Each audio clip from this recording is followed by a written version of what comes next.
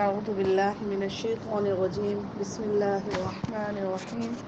رب اشرح لي صدري ويسر لي أمري واحلل عقدة من لساني يفقه قولي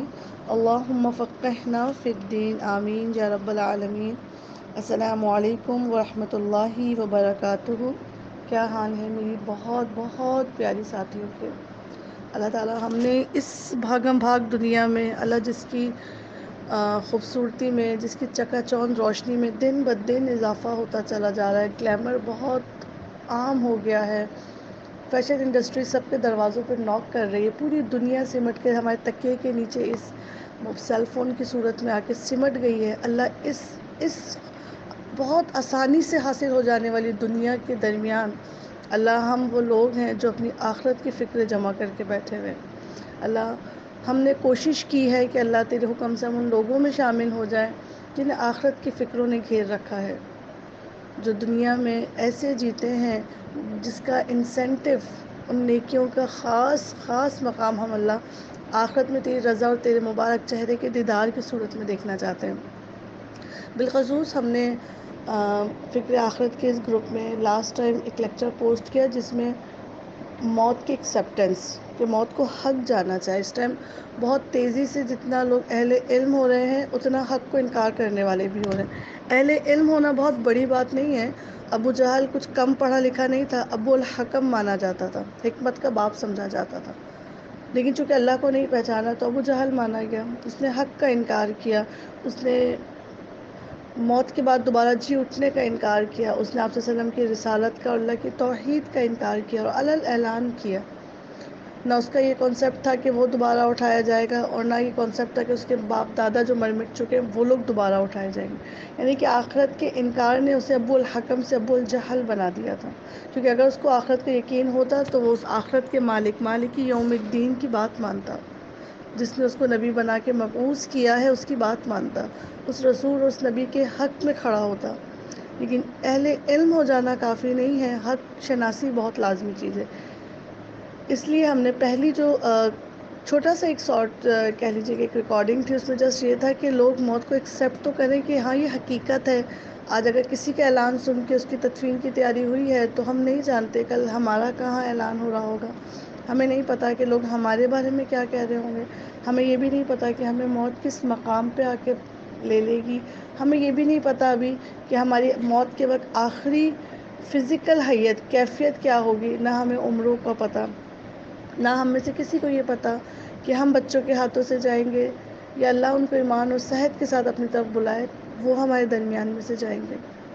تو جب کچھ بھی نہیں پتہ موت کے بارے میں، اتنی سرپرائزنگلی چیز ہے تو اس کی کتنی فکر ہونی چاہیے، کتنی تیاری ہونی چاہیے۔ تو پہلے درجے میں تو ہم نے یہ سیکھا کہ جی موت بالکل حق ہے،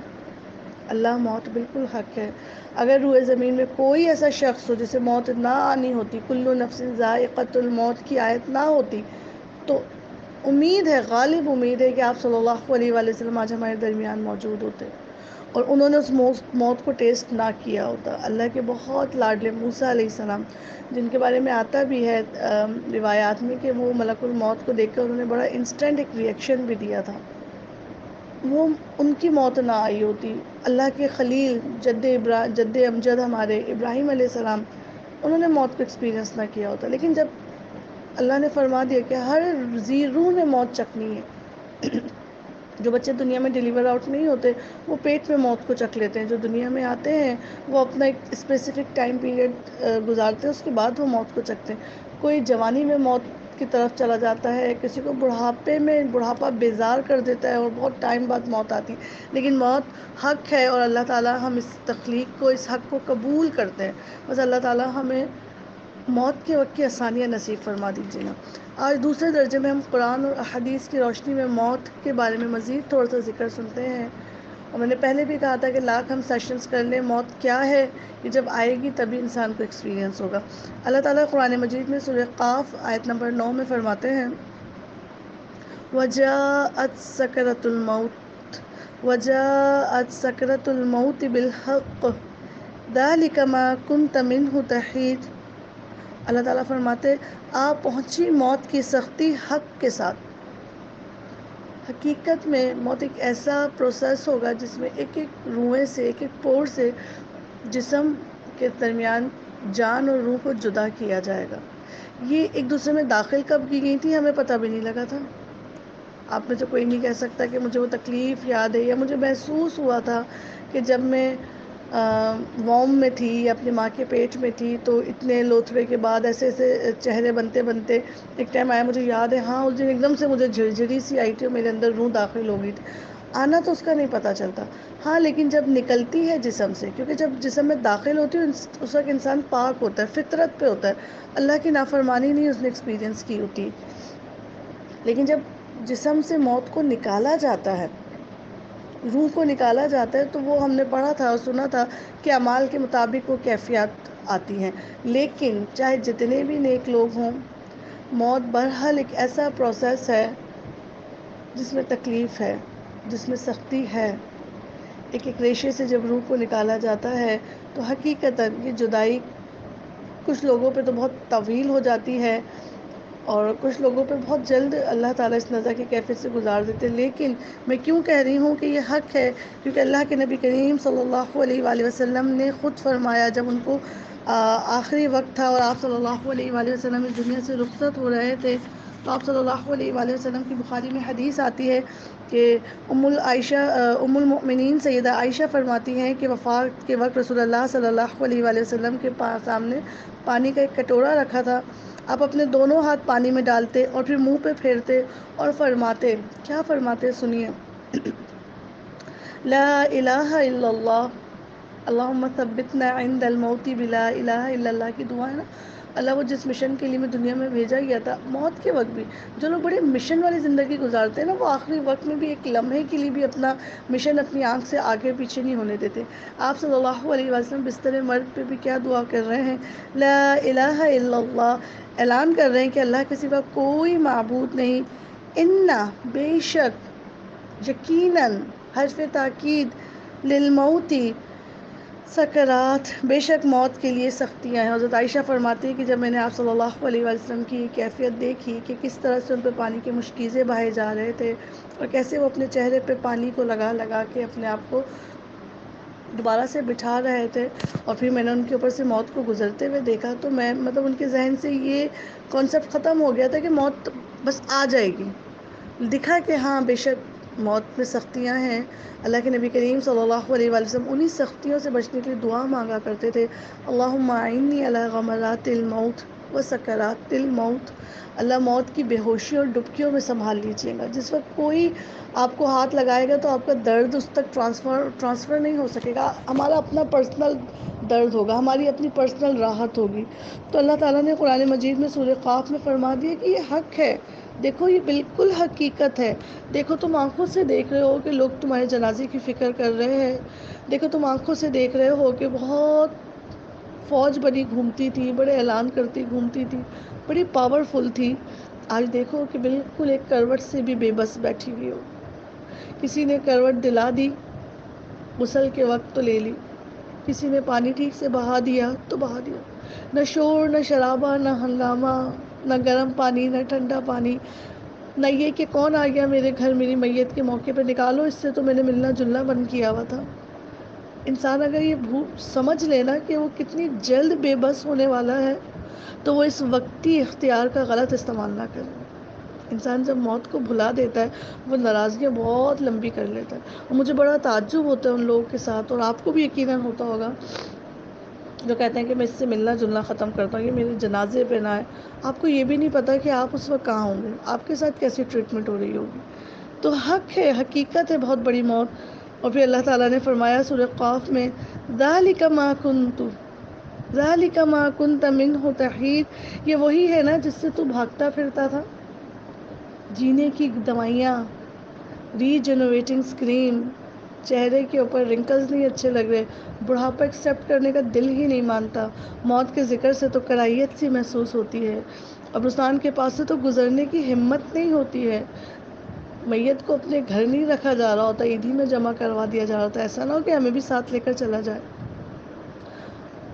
چینل چینج کر لیں گے، بات چینج کر لیں گے، رخ چینج کر لیں گے، خوشی کے گھر میں تو تصور بھی نہیں ہوگا موت کا۔ یہ وہی ہے نا جس سے تو بھاگنے کے پلانس کیا کرتا تھا، تو ایسے جیتا ہے ابن آدم جیسے کبھی تجھے مرنا ہی نہیں ہے، اور پھر اتنی چپکے سے مر جاتا ہے ساری رونق کے درمیان جیسے کبھی تو جیا ہی نہیں تھا۔ اللہ جانتے تھے کہ میجورٹی آف انسان جو ہیں وہ بھاگیں گے، کیا ہوگا، موت سے بھاگنے سے موت سے فرار مل جائے گا۔ کہہ دیا نا کہ موت ایک اٹل حقیقت ہے، اللہ تعالیٰ نے فرما دیا نا اپنے برحق کلام میں کہ کل نفس ذائقۃ الموت، اگر میں زندوں میں سے ہوں تو موت تو برحال آنی ہے۔ ہاں یہ تیاری کا وقت دیا گیا مجھے امتحان کا، اس وقت مجھے بڑا کمپوز بڑی فوکس زندگی گزارنی ہے۔ اللہ کے نبی کریم صلی اللہ علیہ وآلہ وسلم کی حدیث کا مفہوم ملتا ہے کہ کوئی موت کی خواہش نہ کرے، موت کی آرزو نہ کرے۔ تم میں سے کوئی شخص کسی تکلیف یا مرض کی وجہ سے، یہی وہ معاملات ہونے جس میں انسان کہتا ہے کاش میں مر ہی جاتا، کاش اس خبر سے پہلے میں مر جاتا، یہ میں تکلیف نہیں برداشت کر سکتا۔ لیکن اللہ کے نبی کریم صلی اللہ علیہ وآلہ وسلم نے کیا حدیث کیا بات فرمائی ہے، تم میں سے کوئی شخص کسی تکلیف یا مرض کی وجہ سے جو اسے پہنچے تنگ آ کر موت کی آرزو ہرگز نہ کرے، اگر اس نے ضرور ہی کرنی ہے تو یہ الفاظ کہے۔ کیا الفاظ کے؟ اللہم احیینی ما کانت الحیات خیرا لی، اے اللہ مجھے اس وقت تک زندہ رکھنا جب تک میرے لیے میری زندگی بہتر ہے، وتوفنی اور مجھے موت دے دینا، اذا کانت الوفاۃ خیرا لی، اس وقت مجھے اس وقت موت دینا جب موت میرے لیے بہتر ہو۔ اگر انسان کچھ لوگ کہتے ہیں نا بڑی نیکیاں ہیں اور بس اب میں تو ایسی نیکی کے سٹیج پہ، اللہ دل چاہتا ہے تیری ملاقات نصیب ہو جائے، اب دنیا میں دل نہیں لگتا، فکر ضرور کرے، دعا ضرور مانگے، لیکن اللہ کے نبی کریم صلی اللہ علیہ وآلہ وسلم نے نہ نیکوکار کے لیے نہ بدکار کے لیے موت کی آرزو پسند نہیں کی۔ اگر وہ نیک ہے تو اللہ کے نبی نے فرمایا ہر گزرتا لمحہ مزید جو اس کو مہلت دی جا رہی ہے زندگی کی، اس کی نیکیوں میں اضافہ فرما دے گا، اور اگر وہ بد ہے تو موت سے پہلے تک تو اللہ تعالیٰ نے توبہ کا دروازہ کھولا ہوا ہے، کب کون سا موقع زندگی میں آئے، کون سی بات کسی کے دل پہ کلک ہو اور وہی آیت، وہی حدیث، وہی قول اس کی زندگی کا یو ٹرن بن جائے توبہ کی طرف۔ تو نیک ہے یا بد ہے، آرزو کرنا منع ہے، تیاری کرنے کی اجازت ہے، بلکہ تیاری کرنے کا تو حکم ہے۔ اللہ کے نبی کی حدیث ہے کہ تم میں سے عقل مند تو وہ ہیں جو موت سے پہلے موت کی تیاری کر لیتے ہیں۔ اللہ کے نبی کریم صلی اللہ علیہ وآلہ وسلم نے حضرت عائشہ صدیقہ سے فرمایا کہ عائشہ، جو شخص اللہ تعالیٰ سے ملاقات کو محبوب رکھتا ہے، اللہ تعالیٰ اس کی ملاقات کو محبوب رکھتا ہے، اور جو اللہ تعالیٰ سے ملاقات کرنا ناپسند کرتا ہے، اللہ تعالیٰ بھی اس سے ملاقات کرنا ناپسند کرتا ہے۔ حضرت عائشہ صدیقہ نے حدیث سنی تو ایک دم گھبرا گئی کہ اللہ کے نبی، اللہ سے ملاقات یعنی کہ موت، اس سے تو لوگ کراہیت کرتے۔ تو آپ صلی اللہ علیہ وآلہ وسلم نے فرمایا عائشہ، حدیث کا مفہوم بتا رہی ہوں، یہ اس وقت کی کیفیت ہوگی جب انسان پہ نزع کا عالم ہوگا، یعنی وہ موت کو ایکسپیرینس کر رہا ہوگا۔ جو دنیا پرست ہوگا وہ کیا چاہے گا، اللہ مجھے واپس لوٹا دیجیے اس دنیا میں، لیکن جو اللہ سے ملاقات کی تیاری کے ساتھ ہوگا اور اس کو اپنی موت دکھ گئی ہوگی تو وہ خواہش کرے گا کہ اللہ اس وقت کو آسان کر دیجیے اور اس کے کنارے پہ مجھے اپنی ملاقات نصیب فرما دیجیے، تو پھر اللہ بھی اس سے مشتاق ہو جائے گا ملاقات کا۔ یہ آپ سوچیں نا، آپ اللہ سے ملنا چاہیں کیونکہ آپ کے پاس تو کوئی چوائس ہی نہیں، وہی آپ کے اللہ ہیں۔ اللہ کے پاس تو اپنی بڑی مخلوق رکھی ہوئی ہے لیکن وہ بھی آپ سے ملنا پسند کرتا ہے۔ کتنا خوبصورت پروٹوکول ہے وہ، میں جب وہ حدیث بار بار یاد آتی ہے کہ تم مجھے یاد رکھو میں تمہیں یاد رکھوں گا۔ اللہ ہمارے پاس تو کوئی ایسا ہے ہی نہیں آپ کے سوا، اس مخلوق کا تو ایک ہی خالق ہے، لیکن اس خالق کو دیکھیں اپنی ایک ایک مخلوق کے اوپر نظر رکھا ہوا ہے۔ اگر ہم اس سے ملنا چاہیں گے تو وہ بھی تو ہم سے ملنا چاہے گا۔ ہم زمین والوں کو چھوڑ کے آسمان والوں کی طرف جا رہے ہوں گے اور اللہ آسمان پہ ہمارا ذکر خیر کر رہا ہوگا، ہماری آمد کی تیاریاں ہو رہی ہوں گی، لیکن اس کے لیے موت کو حق ماننا ضروری ہے، اس کے لیے موت کی تیاری کرنا ضروری ہے۔ موت سے بھاگنے کا کوئی فائدہ نہیں ہے، اس سے جتنا انسان بھاگے گا اتنا یہ تھکائے گی، کیونکہ کیا کرتا ہے فائنل آپ نے وہاں پہنچنا ہے، بھاگو۔ کبھی وہ دیکھیں سینس کے، ایک شخص نے پسٹل جو ہے نا وہ ریڈی کی ہوئی اور وہ اس مجرم سے یا اس قیدی سے کہہ رہا ہے کہ بھاگ جہاں تک بھاگ سکتا ہے، میری گولی۔ اب گولی کی کیا اسپیڈ ہے،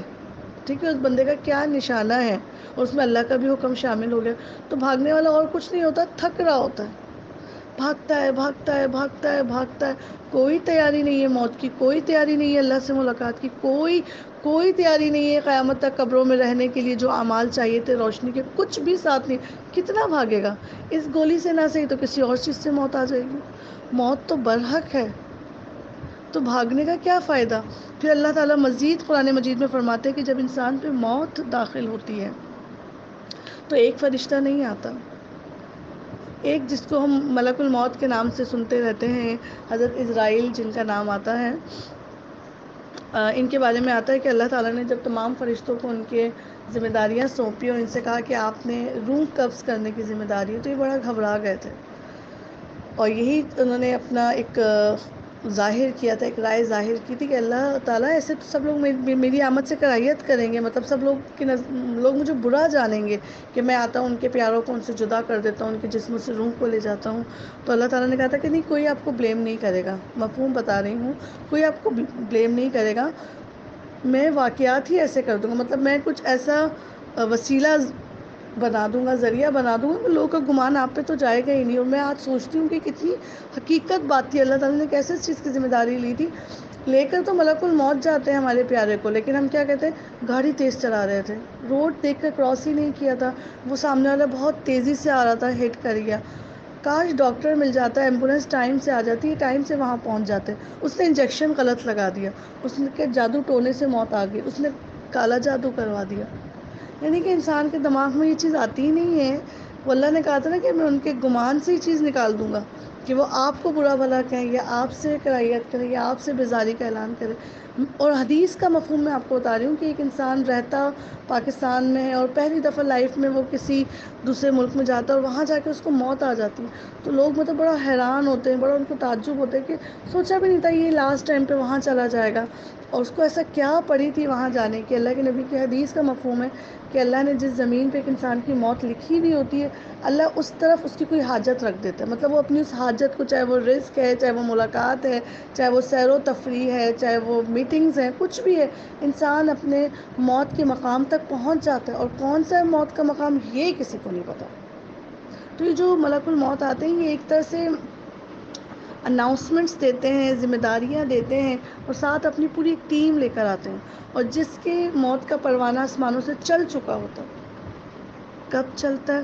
ہمیں نہیں پتہ. زمین میں اسے زندوں میں لکھا جا رہا ہوتا ہے، اسے کسی شادی کارڈ کے نیچے اویٹنگ ٹو ویلکم میں لکھا جا رہا ہوتا ہے، لیکن آسمانوں سے وہ مردے میں کاؤنٹ ہونے لگتا ہے اور ملک الموت کو اتار دیا جاتا ہے. اور ذرا بھی کوتاہی نہیں کرتے وہ اپنے کام میں، نہ لمحہ پہلے نہ لمحہ بعد.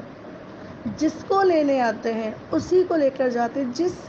وقت میں جس سیکنڈ کے کروڑویں حصے کا حکم ہوتا ہے، اسی سیکنڈ میں اس کی روح قبض کی جاتی ہے. جس کی روح نکالنے کے پروسیس کو جتنے طویل کرنے کا اللہ حکم دیتے وہ اتنا ہی طویل ہوتا ہے. اور اللہ تعالیٰ خود قرآن مجید میں ان ساری چیزوں کو بار بار تذکرہ کرتے ہیں. اللہ تعالیٰ فرماتے ہیں، جب تم میں سے کسی کو موت آ پہنچتی ہے، اس کی روح ہمارے بھیجے ہوئے فرشتے قبض کر لیتے ہیں اور وہ ذرا کوتاہی نہیں کرتے. سامنے والے نے بے شک اس ملاقات کی تیاری میں کوتاہی کی تھی، لیکن جو لینے آتے ہیں وہ بالکل بھی ایک لمحے کے لیے بھی کسی کوتاہی میں نہیں پڑتے. کہہ دو کہ موت کا فرشتہ جو تم پر مقرر کیا گیا ہے تمہاری جانیں قبض کر لیتا ہے، پھر اسی کی طرف تم لوٹائے جاتے ہو. اللہ تعالیٰ نے اپنے جو موت کے فرشتے ہیں، جو ایک ٹیم اللہ تعالیٰ نے رکھی ہے، اس کی تعریف کر دی کہ بڑا فوکسڈ کام کرتے ہیں. نہ کسی کے واسطے، نہ کسی کے آنسو، نہ کسی کا رونا ان کو ان کے مقصد سے نہیں ہٹاتا، ان کی جاب سے نہیں ہٹاتا. مزید اللہ تعالیٰ قرآن مجید میں سورہ قیامہ میں کیا فرماتے ہیں، آیت نمبر 26 سے 30 تک، کلا ہرگز نہیں، اذا بلغت التراقی، ہرگز نہیں جب روح ہستی تک پہنچ جائے گی. یعنی کہ پیر کے ناخن سے جو نکلنا شروع ہوئی اور آپ کے بیوٹی بون، جسے ہستی کی ہڈیاں کہتے ہیں، سینے کے اوپر گردن کے قریب جو ہڈیاں ہیں، ان تک جب پہنچ جائے گی، جب روح ہستی تک پہنچ جائے گی. اب اتنے لمبے ڈسٹینس میں ایک لمحے کو اپنے وجود کو لا کے رکھیں. اس نے آدھے سے زیادہ حصے نے موت کو ایکسپیرینس کر لیا. اور ہم نے سنا تھا کہ موت پاؤں سے آنے کی یا بالکل ناخن سے آنے کی بہت بڑی وجہ یہ بھی کہی جاتی ہے. لوگ کہتے ہیں کہ وہ بھاگے نہیں، بھاگنا تو اس نے اب ہے بھی نہیں، وہ ایسی چیز سامنے دیکھ رہا ہے کہ بھاگنے کا کوئی فائدہ نہیں. ہاں لیکن پاؤں کے نیچے سے جو نسیں جاتی ہیں وہ دماغ تک کو الارم دے دیتی ہیں، اور انسان اپنے پاؤں پہ جب چل نہیں پاتا نا، وہ اپنی بے بسی کو آنکھوں سے دیکھ رہا ہوتا ہے۔ ایک سامنے سے کوئی شکاری آئے اور شکار بھاگتا ہے بھاگتا ہے بھاگتا ہے، لیکن اگر بھاگتے بھاگتے اس کا پاؤں مڑ جائے تو پھر وہ بھاگ بھی نہیں سکتا، وہ بڑی حسرت سے، وہ بڑی بے بسی سے اس سامنے والے شکاری کو، اس کے ساتھ جو وہ حشر کرنے والا ہے، اس کو دیکھ رہا ہوتا ہے۔ تو یہ بھاگنا، آپ سورہ ہمزہ پڑھتے ہیں تو اس میں اللہ تعالیٰ نے کہا ہے کہ وہ چکنا چور کر دینے والی جگہ، اور تم کیا جانو یہ چکنا چور کر دینے والی جگہ کیا ہے؟ جب جہنم کی گہرائی میں شخص کو پھینکا جائے گا، اس کی بڑی بڑی ہڈیاں جب چورا چورا ہو جائیں گی، اور سامنے سے کوئی بھی عذاب آ رہا ہوگا تو وہ بھاگ نہیں سکے گا۔ یہ بالکل بھاگنے سے بے بس ہو جانا نا، اف اللہ اکبر کبیرہ۔ تو اللہ تعالیٰ فرمایا ہرگز نہیں، جب روح ہنسلی تک پہنچ جائے گی، اور اب کیا کہا جائے گا؟ وقیل من راق، اور کہا جائے گا کہ ہے کوئی جو دم و جھاڑ پھونک کرنے والا ہو، ہے کوئی آسرا جو اس کو لوٹا دے اس کی زندگی۔ وظن انہ الفراق، اور وہ سمجھ گیا کہ یہ وقت جدائی کا ہے۔ سامنے والے بہت سی نشانیوں سے سمجھ رہے ہوتے ہیں کہ ہمارا پیارا جو ہے وہ نظر کی کیفیت میں جا چکا ہے، اس لیے لوگ اس کے سامنے ذکر اذکار شروع کرتے ہیں، کلمے کی تلقین شروع کرتے ہیں، سورہ یاسین کے ذریعے اس کی توحید اور آخرت کا یقین دوبارہ سے تر و تازہ کرتے ہیں۔ لیکن اس سے پوچھیں جس پہ یہ گزر رہی ہے، اس سے اب یقین آ گیا، اب پتہ لگ گیا کہ اب تو جدائی کا وقت ہے، اس مٹیریلسٹک دنیا سے جدائی کا وقت ہے۔ اپنا چارجر بھی چھوڑ کے جا رہی ہوں، اپنا بینک اکاؤنٹ بھی چھوڑ کے جا رہی ہوں، اللہ نہ کرے اپنا گناہ جاریہ، اپنے سٹیٹس بھی چھوڑ کے جا رہی ہوں، اپنی پکچرز بھی چھوڑ کے جا رہی ہوں، اور اگر اللہ تعالیٰ نے نیکی کی توفیق دی تو اپنے پیچھے بڑے مضبوط ایمان والے لواحقین، اپنی اولاد میں سے کوئی قاری، کوئی حافظ، کوئی عالم، کوئی ممبر پہ لوگوں کی نصیحت کرنے والا چھوڑ کے جا رہی ہوں، میراث میں اپنا علم چھوڑ کے جا رہی ہوں، نیکیوں کے اعتبار سے اپنا صدقہ جاریہ چھوڑ کے جا رہی ہوں، نصیحت کے اعتبار سے اپنی آواز چھوڑ کے جا رہی ہوں، اپنی دنیا میں اخلاق کے اثرات چھوڑ کے جا رہی ہوں۔ اب پتہ لگا کہ یہ وقت جدائی کا ہے، یا تو انسان پیچھے اثرات میں اپنی وہ نیکیاں چھوڑ کے جاتا ہے کہ آسمان کے فرشتے اور زمین کے لوگ اس پہ رشک کرتے ہیں، یا پھر انسان اپنی زمین پہ وہ گناہ چھوڑ کے جاتا ہے جس کے بارے میں اللہ کے نبی نے فرمایا کہ کچھ لوگ ایسے ہوں گے کہ جب انہیں موت آئے گی تو حدیث کا مفہوم ہے کہ یا تو یہ نجات پا گیا یا اس سے نجات پا لی۔ تو صحابہ نے پوچھا نجات پا گیا؟ اللہ کے نبی نے اس دنیا سے، اس کی مشکلوں سے، اس کی آزمائشوں سے نجات مل گئی، راحت کی سامان لے کر چلا گیا، اور اگر تو یہ بدکار تھا اور شر تھا اور منافق تھا اور لوگوں کے لیے سختیاں پیدا کرنے والا تھا تو دنیا کو اس سے نجات مل گئی، شجر حجر تک، چرند و پرند تک، اشرف المخلوقات تک، سب اس کے شر سے آج محفوظ ہو گئے۔ تو وہ وَظُنَّ أَنَّهُ الْفِرَاقُ، اب اسے یقین آ گیا، وہ سمجھ گیا کہ یہ وقت جدائی کا ہے۔ وَتَفَّتِ السَّاقُ بِالسَّاقِ، اور کیا ہے، اور پنڈلی پنڈلی سے جڑ جائے گی، إِلَىٰ رَبِّكَ يَوْمَئِذٍ الْمَسَاقُ، تو اپنے رب کی طرف اس دن روانگی ہوگی۔ یہ وہ کیفیت ہوگی جب انسان کو موت چل رہی ہوگی۔ ایک ہوتا ہے موت سے پہلے کا وقت، ایک ہوتا ہے روح اور جسم کی جدائی کا وقت، اور ایک ہوتا ہے اس کے بیچ میں وہ ڈیوریشن جو زندگی کو موت سے ملاتی ہے، اور اس کے بارے میں آپ صلی اللہ علیہ وآلہ وسلم بڑے کنسرن ہوا کرتے تھے، خود بھی دعا مانگا کرتے تھے، اپنی موت کے وقت بھی دعا مانگ رہے، اور بتا بھی رہے ہیں بے شک دیکھو موت میں سختیاں ہیں، جب ایک سخت پیپر ہوتا ہے اس کی بڑی تیاری کی جاتی ہے، اور یہ ایسی کیفیت ہوتی بتا ہی نہیں بتا سکتے، چاہ کے نہیں انسان بتا سکتا، کوئی ایسا ریڈر نہیں ہے کہ اس چیز کی کیفیت کو پہچانے۔ ایک تو جسم سے جدائی کا وقت، پھر اس دنیا سے جدائی کا وقت، پھر اپنے پیاروں سے جدائی کا وقت، پھر اپنی ہارٹ بیٹ سے جدائی کا وقت، کتنی چیزیں پیچھے چھوڑ کے جا رہے ہوتے ہیں،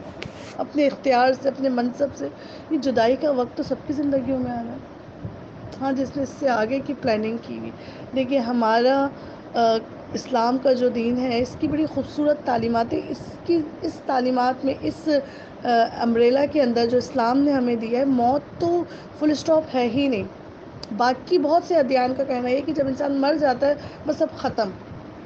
اور ہمیں جو قرآن اور احادیث کی تعلیمات سے پتہ چلتا ہے وہ چلتا ہے کہ زندگی شروع ہوتی ہے اور ایک نہ ختم ہونے والی زندگی،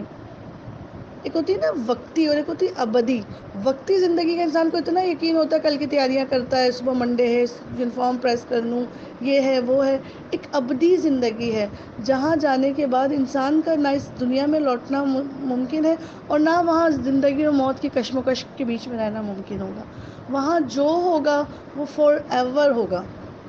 اس کو لاسٹنگ ملے گی۔ آپ جنت والوں کا ذکر سنتے ہیں وَهُمْ فِيهَا خَالِدُونَ، آپ جہنم والوں کا ذکر سنتے ہیں وَهُمْ فِيهَا خَالِدُونَ، ہمیشہ ہمیشہ رہیں گے، کوئی موت کے بعد نہیں آئے گی، بلکہ جو اہل مجرم ہوں گے وہ حسرتیں کریں گے، دھاڑے ماریں گے، اللہ وہ جو دنیا میں ہمیں موت آئی تھی کاش بس وہ ہمارا کام تمام کر دیتی، ہم نہ اٹھائے جاتے۔ لیکن اسلام ہمیں یہ بتاتا ہے نہیں، یہ فل اسٹاپ نہیں ہے، یہ موت از لائک اے کوما، اور اس کے بعد اپوسٹروفی ایس۔ آپ نے ایک بات لکھی، اس کے بعد ایک چھوٹا سا شارٹ کوما دیا، پھر اس کو بریکٹ کرتے ہیں دوسرے کومے سے کہ یہ بڑی خاص چیز ہے۔ اب جو دنیا کے بعد کی زندگی نا وہ بڑی خاص ہے، یہ موت کی ہچکی تو جسٹ اے کوما، اس دنیا سے اس دنیا میں شفٹ ہونے کے لیے۔ ہاں لیکن اس دنیا سے اس دنیا میں شفٹ ہونے کے لیے ایک نزا کی، ایک کھینچنے کی ٹائم پیریڈ سے گزارا جاتا ہے، کس کو کس سے کھینچ کے نکالا جا رہا ہوتا ہے، روح کو گندے ہوئے جسم سے کھینچ کے نکالا جا رہا ہوتا ہے۔ اس کے بارے میں ہم نے آج سنا کہ اللہ کے نبی کریم صلی اللہ علیہ وآلہ وسلم نے اپنی نزا کی کیفیت کے وقت یہ بیان فرمایا تھا کہ بے شک موت میں سختیاں ہیں، پھر ہمیں تلقین بھی کی تھی، پھر ہمیں دعا بھی مانگنا سکھائی کہ اللہ اس وقت ہمیں بے ہوشیوں ڈبکیوں میں سنبھال لیجیے۔ اس وقت جب لمحے میں دین گڑمڑ ہونے کا ڈر ہوگا، تکلیف کے مارے لوگوں کے منہ سے کیا کچھ نہیں نکل رہا ہوتا، اور جن کو اچانک کی ڈیتھس آتی ہے، اس لیے اللہ کے نبی نے اچانک کی موت سے پناہ مانگی، حادثاتی موت سے پناہ، کہ انسان کی آنکھیں نہیں ایکسیپٹ کر رہی ہوتی ہیں۔ جب اچانک کسی کی ڈیتھ کا آپ کو خبر ملتی ہے اور پتہ لگتا ہے ابھی 2 منٹ پہلے تو میری اس سے بات ہوئی تھی، اور جب آپ اس کی باتیں یاد کرتے ہو اس میں صرف دنیا تھی، صرف کچھ ٹارگیٹس تھے، میں نے یہ پہننا ہے، میں نے یہ کرنا ہے، اور اس کے درمیان میں اس کو موت آ گئی تھوڑی ہی دیر میں، آپ اس کی خبر کو ایکسیپٹ نہیں کر پا رہی ہوتی، گھنٹوں موبائل ہاتھ میں لے کر بیٹھی ہوئی ہوتی ہے کہ تھوڑی دیر پہلے اس پہ اس کی آواز تھی اور اب اس کے اوپر اس کے میت کی خبر ہے۔ ایسا ہمارے ساتھ بھی ہوا ہے، کچھ ایسے لوگ کی خبر سننے کو ملی جنہوں نے کبھی چاہا ہی نہیں کہ موت کو سنیں سیکھیں، بچوں کو اس کی تیاری کروائیں۔ میں سوچ رہی تھی جب ہمیں ان کی موت کا یقین نہیں آ رہا تو ان پہ جب موت آئی ہوگی تو کیسے یقین آیا ہوگا، اور جب کوئی چیز بالکل سرپرائزنگلی سامنے آ جاتی ہے اپنے پورے جاہو جلال کے ساتھ، سم ٹائم انسان اس کو ایڈمٹ نہیں کر پاتا، سم ٹائم اس کے تکریم نہیں کر پاتا، اور سم ٹائم اپنے منہ سے جو الفاظ بولنے تھے اس کی جگہ کچھ اور بول دیتا ہے حیرت کی وجہ سے۔ تو اللہ ایسے غافل لوگوں میں موت نہ دیجیے گا جو موت کو پہلی بار دیکھیں تو کبھی ایسا لگے کہ اس کی تو کبھی تیاری ہی نہیں کی، کبھی سنا ہی نہیں، کبھی جانا ہی نہیں اس کے بارے میں۔ اللہ ہم صرف اپنے آپ کو اس غفلت سے نکالنے کے لیے یہ سیشنز کرتے ہیں کہ موت حق ہے۔ اللہ کے نبی کریم صلی اللہ علیہ وآلہ وسلم جب لوگوں کو موت کا ذکر کیا کرتے تھے، لوگوں پہ ایسے رقت طاری ہو جاتی تھی گویا ان کے موت کے پروانے چل چکے ہیں۔ قبر کے لیے جاتے تھے، جنازے کے ساتھ جاتے تھے تو اس طرح سے آپ صلی اللہ علیہ وسلم واعظ و نصیحت کیا کرتے تھے، ایسے حضرت عثمان غنی کی قبر کو دیکھ کر داڑھی بھیگ جایا کرتی تھی۔ یہاں عشق مجازی میں آنکھیں بھیگ رہی ہیں، محبتیں بھیگ رہی ہیں، کسی کو یاد ہی نہیں ہے کہ we are designed to die. کیوں بھول گئے موت کو؟ پکنک سے انجوائے کرنے والوں نے ایک لمحے میں جب دریائے نیلم کا برج ٹوٹا ہوگا، وہ سینکڑوں اسٹوڈنٹس نے کیسے موت کو فیس کیا ہوگا؟ ان کے موبائل فون میں تو ہر 1 گھنٹے بعد کا الارم تھا سیلیبریشنز کا۔ انسان کے ارد گرد موت نے اس کو کور کیا ہوا ہے۔ ہاں جب تک موت آتی نہیں ہے، جب تک اللہ کی طرف سے موت کا حکم نہیں آتا، یہ موت خود ہماری حفاظت محافظ بن کے کھڑی ہوتی ہے۔ تو اللہ تعالیٰ ہمیں توفیق دیجیے کہ ہم اس موت کی تیاری کریں، موت سے پہلے وہ اعمال کرنے کی توفیق نصیب فرمائے جن کے بعد ہمارے لیے موت کے اس ڈیوریشن کا وقت، اس نزا کی کیفیت میں ہمارے لیے آسانیاں ہو جائیں۔ اللہ تعالیٰ وہ ایمان سے بھرا ہوا، نور سے بھرا ہوا ایمان دیجیے یا اللہ جس کی روشنی میں ہم اپنی موت کی آخری لمحوں کی تیاریاں کر سکیں۔ یا اللہ جیسے تو نے دنیا میں کلمے کا ساتھ نصیب فرمایا ہے، اللہ دنیا سے جاتے ہوئے بھی اس کلمے کو میرے سر کا تاج بنا دیجیے۔ اللہ ہمیں موت کی تیاری نصیب فرما دیں، یا میرے مالک و مولا اس نظر کی کیفیت کو ہم پہ آسان فرما دیجیے گا۔ اللہ جب ہماری روح کو فرشتے لینے آئیں تو اللہ ہماری روحیں پہلے سے جانے کو تیار بیٹھی ہوئی ہیں اور پوری تیاری کے ساتھ تیری رضا کے ساتھ تیار ہوں۔ اور اللہ جب ہمارے جسموں سے ہماری روحوں کو آسمانوں کی طرف چڑھایا جائے، اللہ اس دن ہمارا سینہ ایمان سے بھرا ہوا ہو میرے مالک، ہماری روحیں سجی سوری ہوں، خوشبودار اور معطر ہوں کہ تیرے سامنے آئیں تو یا اللہ تیرے دربار میں حاضری کا ادب جانتی ہوں میرے مالک و مولا۔ سبحانک اللہم و بحمدک، نشہد ان لا الہ الا انت، نستغفرک و نتوب الیک۔